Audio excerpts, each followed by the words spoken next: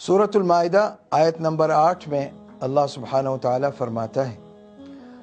وَلَا يَجْرِمَنَّكُمْ شَنَآنُ قَوْمٍ عَلَىٰ أَلَّا تَعْدِلُوا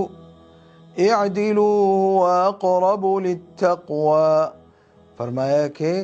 کسی قوم سے دشمنی تمہیں اس بات پر آمادہ نہ کرے کہ تم ناانصافی کرنے لگو، ہمیشہ انصاف پر قائم رہو، اعدلوا انصاف پر قائم رہو، هو اقرب للتقویٰ یہی بات تقوی کے زیادہ قرین قیاس ہے، تقوی کے قریب ہے۔ معنی یہ ہے کہ آپ دیکھتے ہیں، ہم اور آپ دیکھتے ہیں نا کہ جس سے کوئی اختلاف ہو گیا یا نفرت ہو گئی یا دشمنی ہو گئی تو اس کے خلاف جھوٹ بولنے کو، جھوٹے الزامات لگانے کو لوگ گناہ ہی نہیں سمجھتے،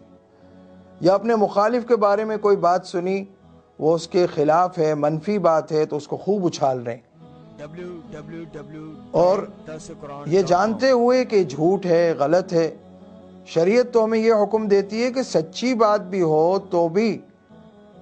اس کو اچھالو نہیں، کسی کا عیب اچھالو نہیں، عیبوں پر پردہ ڈالو، اللہ تمہارے عیبوں پر پردہ ڈالے گا۔ لیکن تم دوسروں کے عیوب کو اچھالتے ہو،